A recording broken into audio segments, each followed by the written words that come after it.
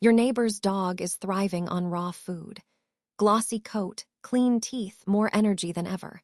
So you decide to try it. You research for 2 weeks, order the meat, transition your dog, and 3 months later, you are at the emergency vet, confused and scared, wondering what went wrong. Same food, similar dog, completely different outcome. And the difference had nothing to do with whether raw feeding works or doesn't work. It came down to 3 specific things that almost nobody mentions before you start. And that's exactly what this video is about. Let us get one thing out of the way right now. This video isn't here to sell you on raw feeding, and it is not here to scare you away from it either. Because the truth is, both of those conversations already exist in abundance, and neither one is actually helping you.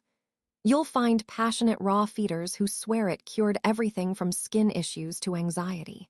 And you'll find vets and researchers who point to real documented risks. And you are stuck in the middle, trying to make a decision for an animal you love, with people on both sides talking past each other. That's frustrating. And it is not fair to you or your dog. So here's what this video is going to do instead. It's going to show you the specific knowledge gap. The 3 things that separate the dogs who do beautifully on raw from the ones who end up worse off. Because those dogs didn't fail because raw food is inherently good or bad. They failed because of gaps in preparation, execution, and understanding that nobody warned them about. If you are thinking about starting a raw diet for your dog, or you are already doing it and something feels off, stay with me.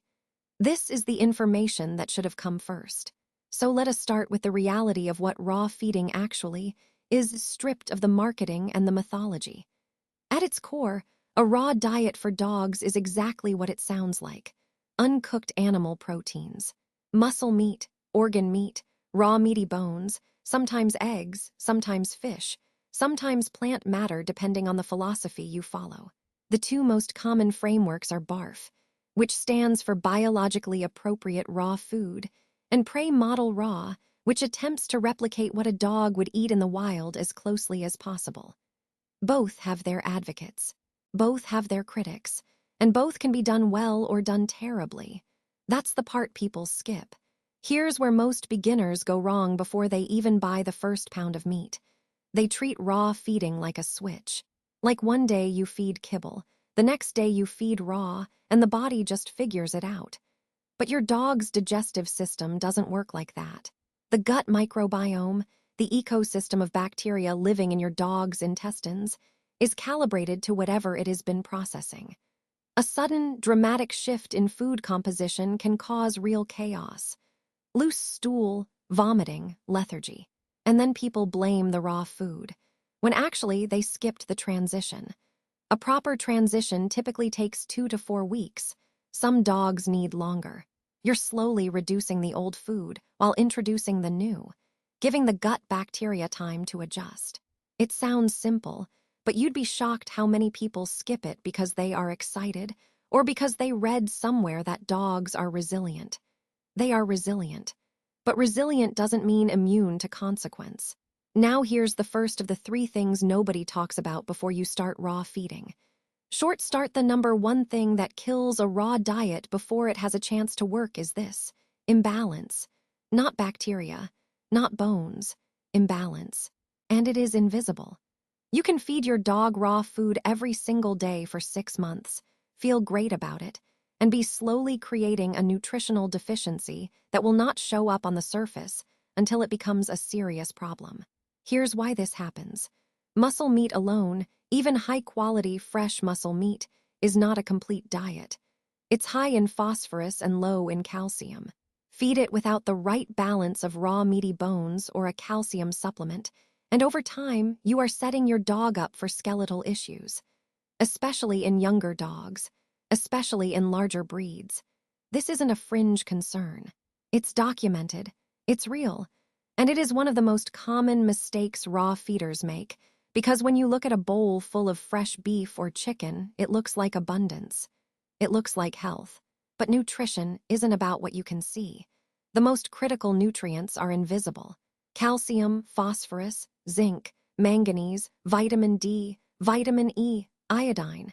These are all things your dog needs in specific ratios, and raw diets do not automatically provide them in the right amounts just because the food is fresh and unprocessed. This is why formulation matters. This is why, if you are going to do raw, you need to either follow a properly formulated recipe from a board-certified veterinary nutritionist, or use a commercial raw food that carries an AAFCO statement confirming it meets nutritional standards, not one that just says made with real ingredients or inspired by nature. One with an actual feeding trial or formulation statement. That's the baseline. Without it, you are guessing. And when you are guessing with nutrition, your dog pays the price. Short end, the second thing nobody tells you is about bacteria, but probably not in the way you are expecting. Most of the raw feeding conversation around bacteria focuses on the wrong direction. It focuses on whether raw meat contains pathogens like Salmonella or E. coli. And the answer is yes, it often does. But here's what the debate misses. Dogs have a digestive system that's genuinely different from ours. Their stomach acid is more concentrated. Their gut transit time is faster. Their entire GI tract evolved to process raw animal proteins. So the bacteria that would make you seriously ill often passes through your dog without issue. That's real. That's biology. But here's the part people do not tell you. The risk isn't primarily to your dog. The risk is to you, and to your kids, and to your elderly parents, and to anyone in your household who is immunocompromised. When you handle raw meat, when your dog licks their bowl and then licks your face, when raw meat residue gets on your counter, your floor, your hands, that's where the pathogen risk becomes genuinely significant. Studies have found salmonella in the stool of raw-fed dogs at rates that are notably higher than kibble-fed dogs. And that matters in a home environment. This doesn't mean you cannot do raw. It means you need real food safety protocols, separate cutting boards, dedicated bowls that get sanitized properly, hand washing that you actually take seriously, not a quick rinse. Safe thawing practices never on the counter at room temperature for extended periods. Freezing meat for a minimum of 3 weeks before feeding can also reduce, though not eliminate, certain parasites. These aren't optional. These aren't overcautious. If you have young children or anyone vulnerable in your home, this conversation needs to happen before the first bag of raw food arrives. And most people skipping into raw feeding never have it. The third thing, and this one is the quietest, but maybe the most important, is knowing when raw isn't right for your specific dog. Because raw feeding isn't universally appropriate. And the one-size-fits-all enthusiasm in the raw feeding community sometimes glosses over this in ways that can cause real harm. Dogs undergoing chemotherapy should not be eating raw because their immune systems are already compromised, and the pathogen exposure creates genuine risk. Dogs with certain digestive conditions, chronic pancreatitis, severe IBD, exocrine pancreatic insufficiency, may struggle badly with the higher fat content common in many raw diets. Dogs on specific medications may have interactions with certain proteins or nutrient levels that matter. And puppies, especially large and giant breed puppies, are in a developmental window where getting calcium and phosphorus ratios wrong doesn't just cause temporary issues. It can cause permanent skeletal damage. The bone structure that's developing in those early months is not forgiving of nutritional error. This isn't scare tactics. This is just specificity. The thing is, healthy adult dogs with no underlying conditions are often great candidates for a well-formulated raw diet. Many do genuinely thrive. The coat changes people talk about, that's real. The stool volume reduction, real. Some dogs with food sensitivities do significantly better on a limited ingredient raw diet than they ever did on kibble. These aren't myths, but the key word in all of that is well-formulated. And the second key word is your specific dog, not someone else's dog, not the dog in the forum that inspired you. Your dog with your dog's health history, your dog's age, your dog's current condition, and your household's specific setup. So let us talk about what actually doing this right looks like in practice. If you want to start raw feeding, Here's the order of operations that gives you the best shot at a good outcome. First, talk to your vet. Not to get permission. You are an adult making a choice for your dog, but to understand if there's anything in your dog's medical history that changes the equation. If your vet is completely dismissive without any explanation, you can seek a second opinion from a vet with an interest in integrative or nutritional medicine. But do not skip the conversation. Second, find a properly formulated recipe or a commercial raw food with genuine AAFCO compliance. If you want a home prepare, the resource you want is a recipe formulated by a board-certified veterinary nutritionist. Not a blog, not a forum post, not what someone in a Facebook group swears worked for their dog. The American College of Veterinary Nutrition maintains a directory of board-certified specialists. Some offer consultation services. It's worth it. Third, transition slowly, 2 to 4 weeks minimum. Watch your dog's stool, energy, and coat. The stool will change. It will typically become smaller and firmer, sometimes with a white chalky appearance if bone content is high. That's normal. Ongoing diarrhea, blood in the stool, or significant lethargy is not normal. It's a signal to slow down or stop and reassess. Fourth, take food safety seriously from day one. Treat raw dog food the way you'd treat raw chicken in your own kitchen.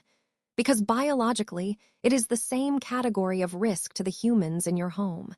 And fifth, keep monitoring. A raw diet isn't a set-it-and-forget-it decision. Your dog's needs change with age, health status, and activity level. What works beautifully at 3 years old may need adjustment at 9. Annual wellness blood work becomes even more important when you are feeding a home-prepared diet, because it lets you catch nutritional imbalances before they become problems you can see with your eyes. Here's the reframe that this whole conversation has been building toward.